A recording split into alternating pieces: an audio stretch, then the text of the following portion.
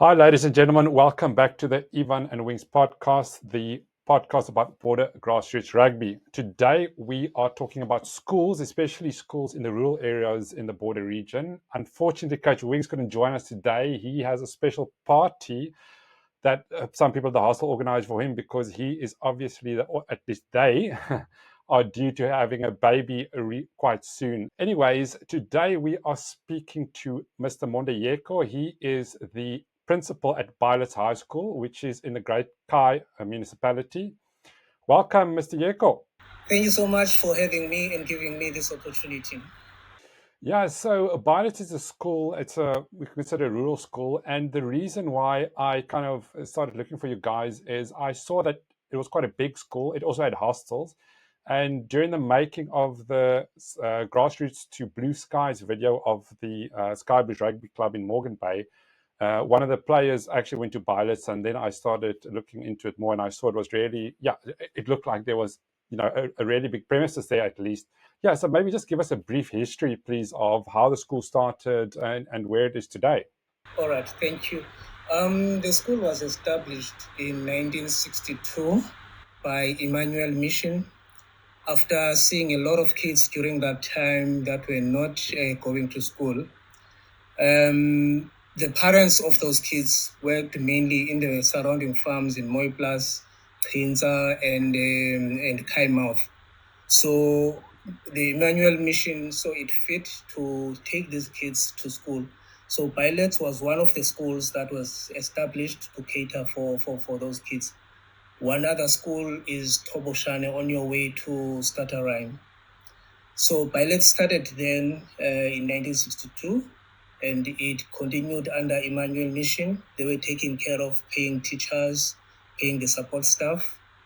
And then around about 1992, the government took over paying teachers and paying the support staff. And it was also in 1992 that the school started to have the first matric class.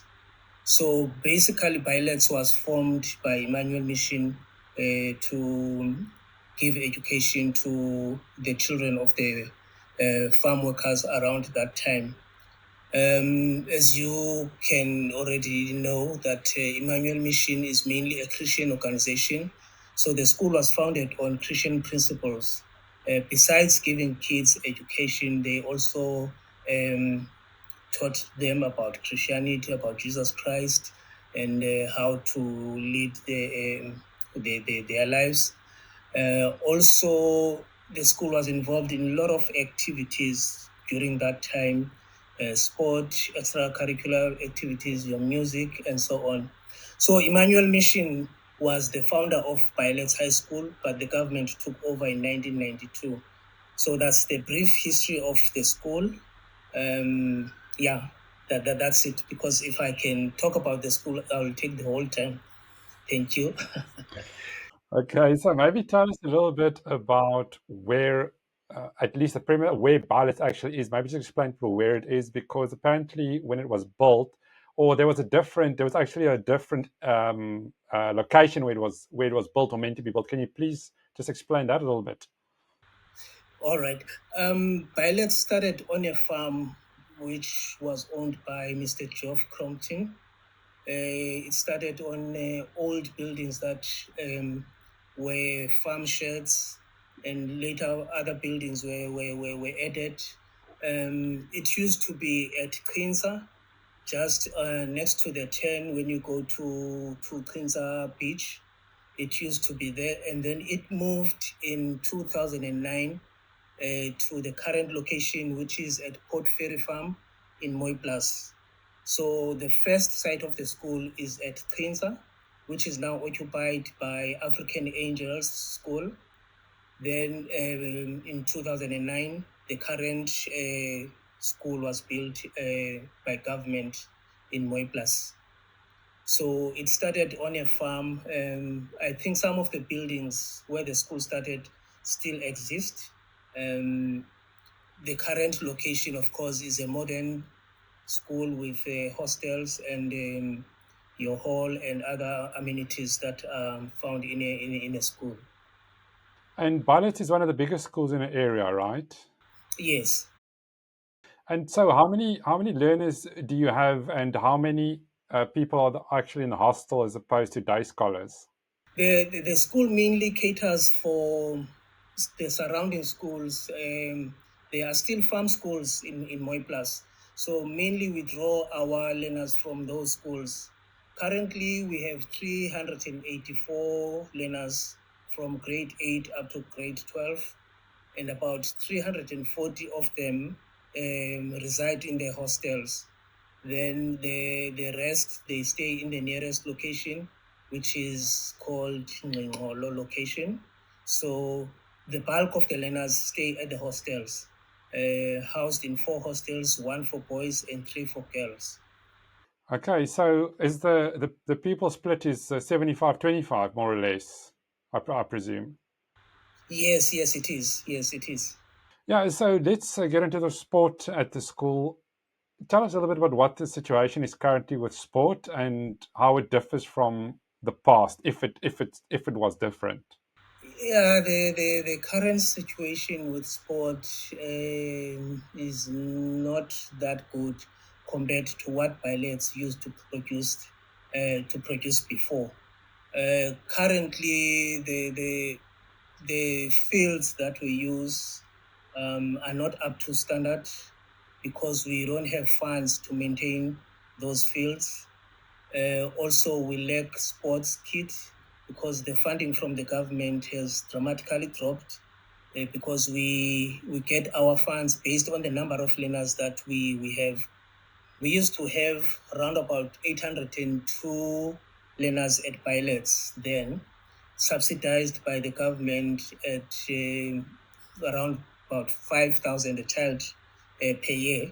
So the numbers dropped to 384 this year. So the amount given to the school also dropped, meaning that some of the things that we were doing then to cater for sports, like your sports kit, maintaining the rugby and soccer fields, we are no longer able to do them because we have to split the money between curriculum, extra curriculum. So very little it then is going to extra curriculum, that is your sport and the rest. Before, as I have said, pilots used to participate in a lot of sports. For instance, in rugby, we used to be one of the best schools playing rugby. We've produced a lot of rugby players. I can think of one, Mr. Blackie, who is now working for the Department of Sports in the province of Limpopo. He used to be one of our best rugby players. There are also trophies in my office that were won by the rugby guys. Um, Surprisingly, last year, soccer also won the league for high schools at BCM. We came number one, even though it was difficult to participate because we had to transport them from Byletts to East London, a distance of about 45 Ks. So we had to take the little that we have so that we keep them busy. So that's it about sports. It's really going down, and it's worrying because it's one of the activities that keep our kids busy, physically and mentally. So it's really a challenge, and it's making my heart bleed. Um, I've sent photos of the rugby guys. The ones that we used to have then were at least bigger. We had your Eben Etzebek and the rest of the guys then.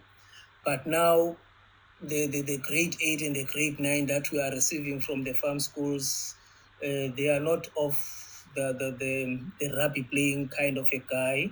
They are very small in stature, such that we find it difficult to actively participate in tournaments. We get knocked out in the first round. We also have no coaches that really know rugby, even though I have an idea how rugby is played. But the laws keep on changing, so one has to keep um, pace with the laws. But I'm busy with the curriculum, so I don't have that enough time to make sure that the rugby guys are prepared. So that also affects their performance in the field.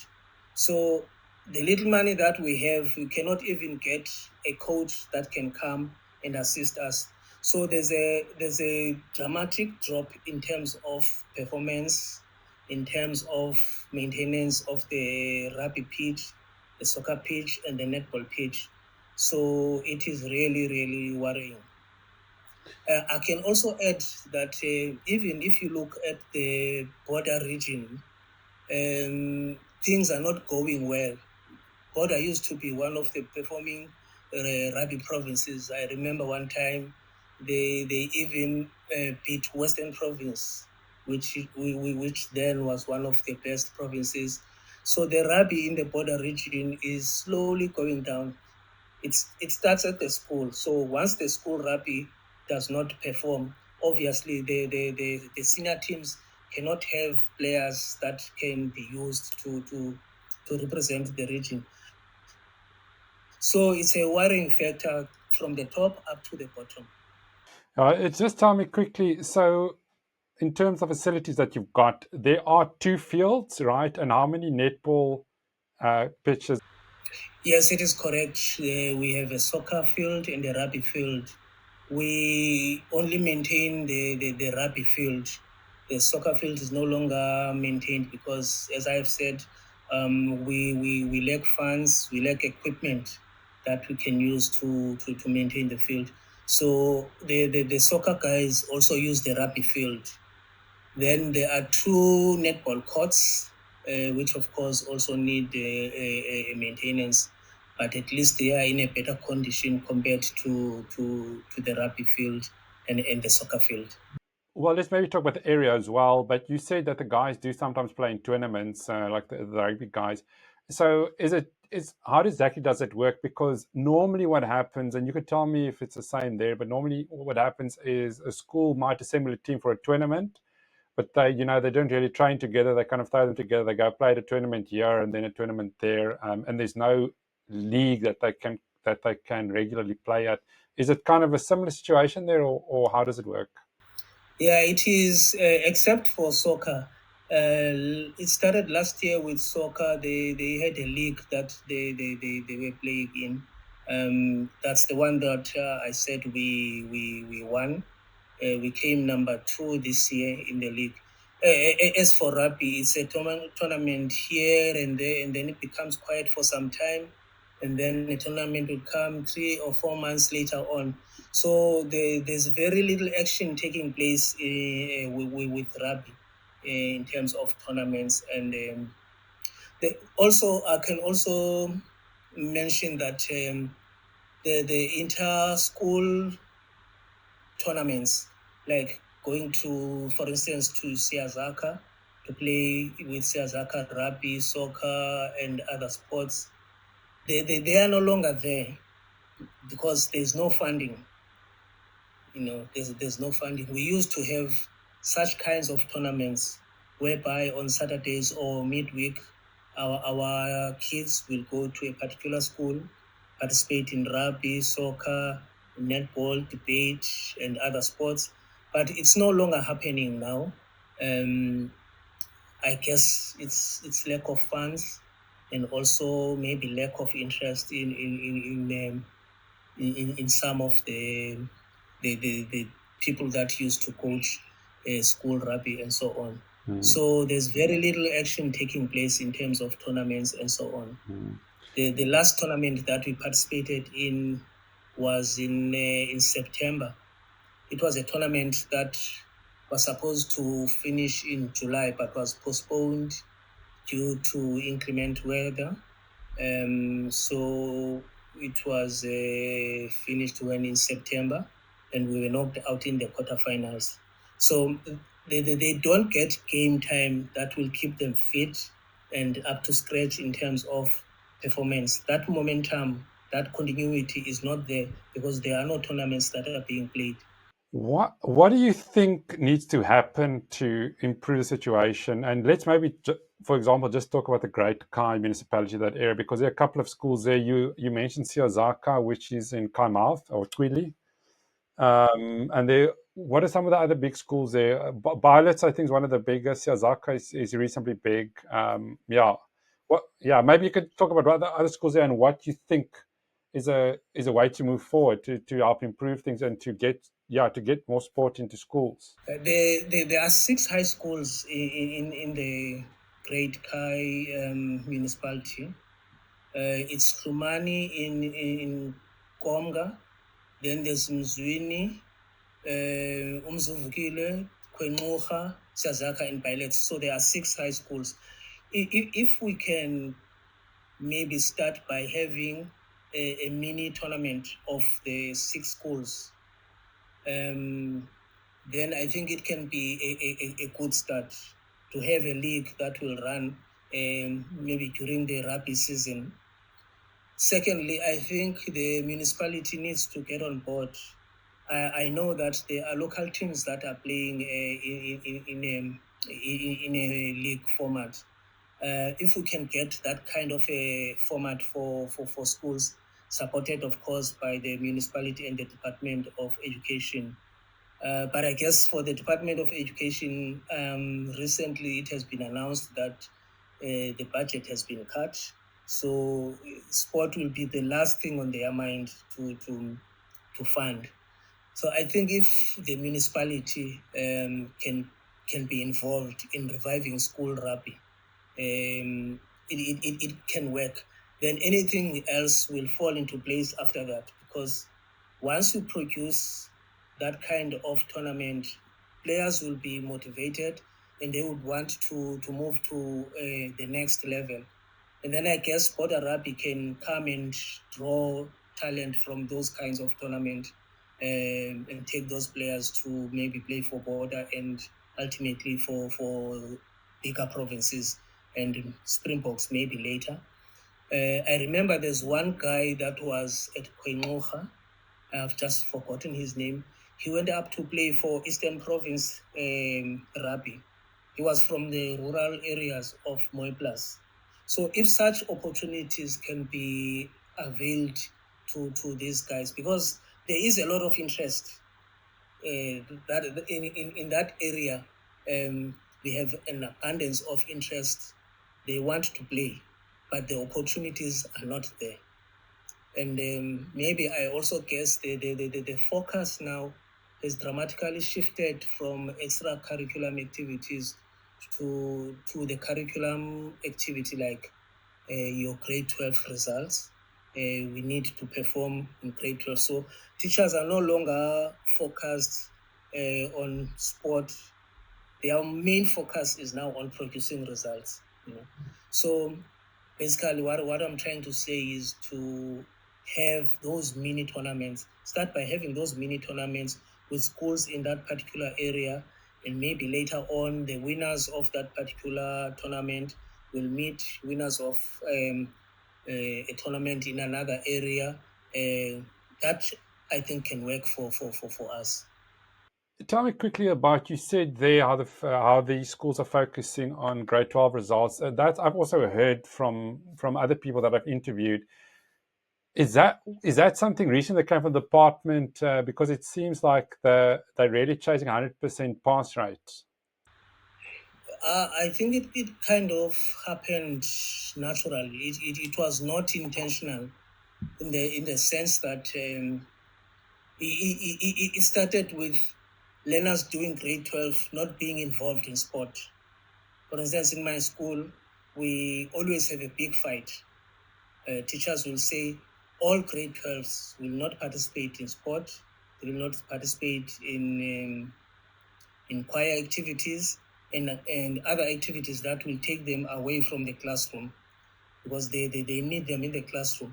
There's this thing in the Eastern Cape that a school that performs below 60% is deemed to be an underperforming school. So the focus will shift to that particular school that they need to produce results. So our education system is result orientated. Every school is given a task to produce 100%.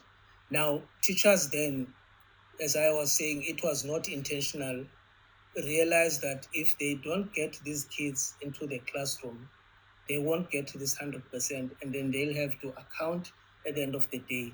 So we tend to exclude grade 12 in sport activities, and that's where you get your bigger guys to participate in rugby, because those in grade 8 and grade 9, as I was saying, they are small in stature.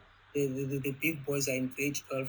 They are not allowed to participate in sport, even if they participate, but you can see and you feel in your staff that they are not happy with allowing these boys to participate. We tried this year to force matters. That is why we were able to participate in the tournament that I was talking about, where we were knocked out in the quarterfinals. So there is that unintentional focus on results more than extracurriculum activities like your sport. So when they're kind of fighting for the time for the kids, having them in the classroom versus the sport, is that is that like on Saturdays or what time is it? I think let me answer this question this way. Um, Starting from January up to the last day before they write their exams, they are supposed to be in class. You have your Saturday classes, you have your holiday classes who are coming out of the spring school, which started when schools closed on the 20th and ended on the 3rd of October. You have your morning classes, you have your afternoon classes. So teachers want them in class from the time they wake up until they sleep. So there's very little time for sport. Even if you do your timetable to say your school breaks at 2:30, between 2:30, say, and maybe 5 o'clock, you have your sport time. There will be a teacher that will say, I'll be having a class in that particular time.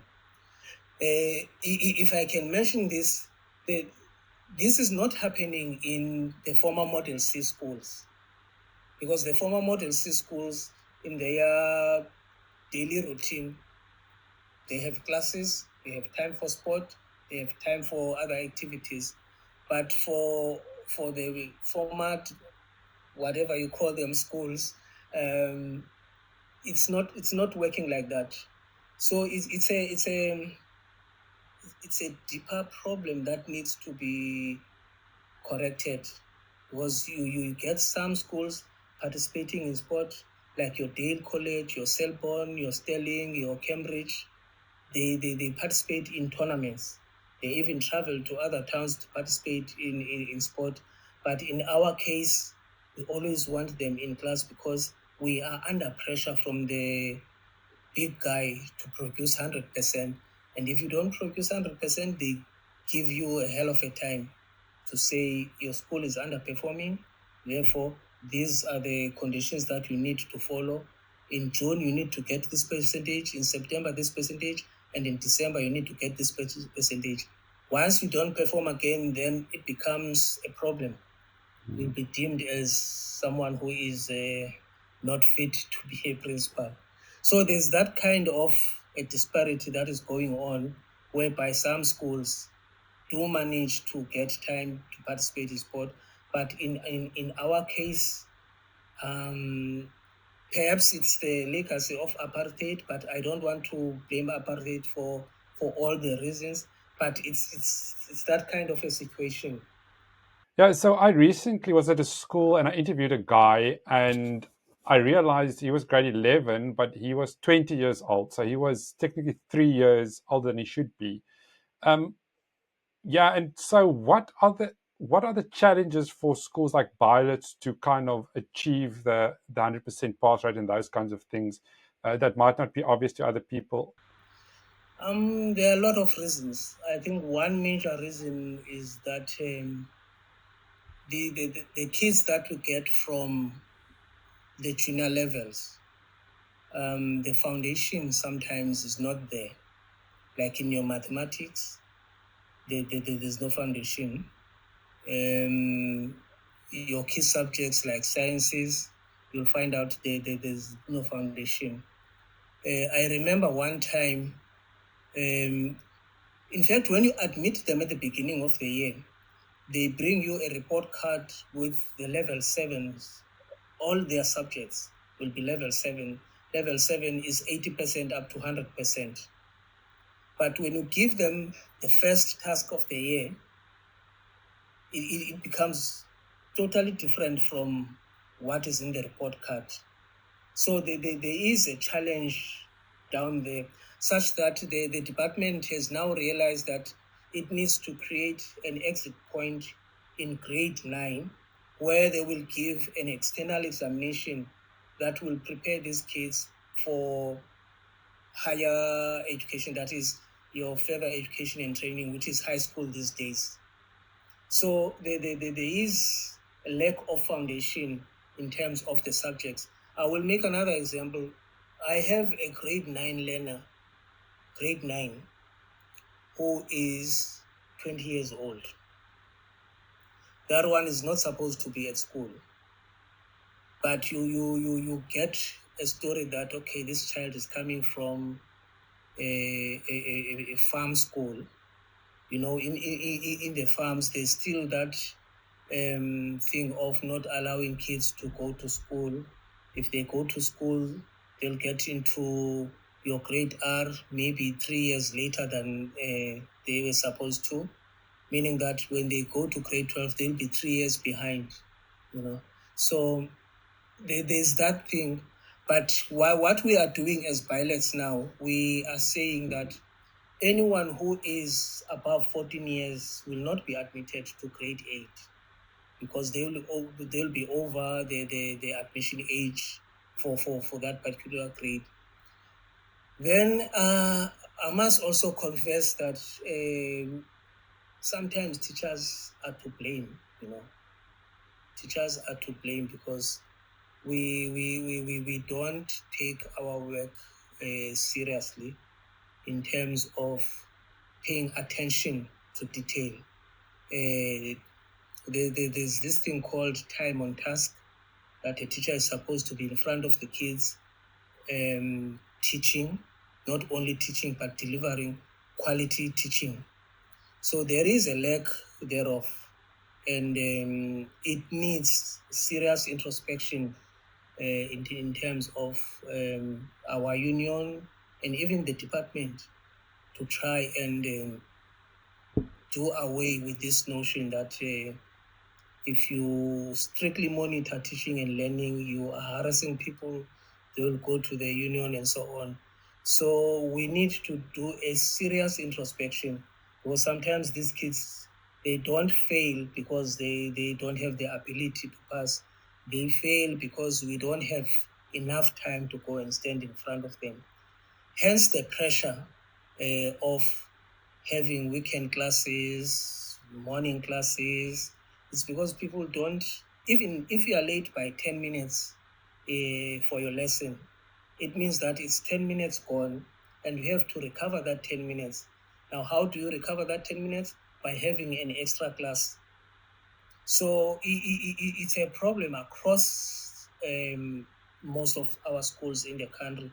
And I want to believe that it is prevalent in the Eastern Cape, because in the Western Cape, there are schools that are performing that do not have facilities like your Byletts and other schools.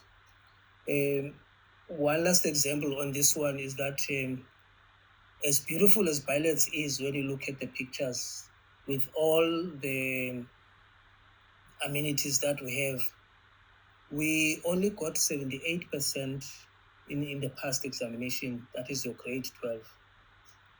A school in on your way to Kaimouth called Umzuvukile, it's just an ordinary school, they got 100%. So you begin to think as a manager, what is it that we are not doing that we're supposed to do? And one of the things that I've realized is that time on task. People don't really rush to class when it comes to going to their lessons. So it's something that we need to work out. Hence, I'm saying we need to do a serious introspection so that we eliminate this thing of extra classes. Kids can go through the system without failing, and at the end of the day, you have a 20-year-old in grade 12 and even in grade 9. So it's something that the department needs to have a serious look into. What's the future for Byletts, and what are your hopes and your aspirations for the school looking to the future? Oh, hey, there's a lot. There's a lot that I would like to leave at Pilots as my legacy. And one of the things, of course, involves sport. If I can get one or two from our school to participate in rugby and then see them wearing national colors, that will be a dream come true for me. I would like to see our school delivering, of course, quality education. Maybe even extending the school or changing the focus of the school, maybe to be an agricultural school because there's a lot of land around the school, or maybe focus on maybe commercial subjects. Currently, we have three streams. We have maths and science, we have a commercial stream, and then there's a general stream. So if we can maybe focus on one stream, then pilots will be known that, okay, if you want kids that are good in maths and science, you'll get them at pilots.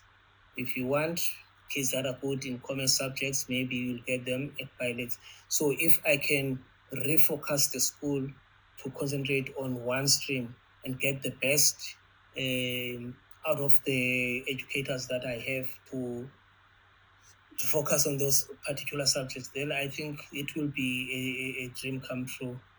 And of course, extending the school, as I have said, having volleyball court, tennis courts, um, all the facilities that we can get, your swimming, um, yeah, that would be a dream come true for me, you know.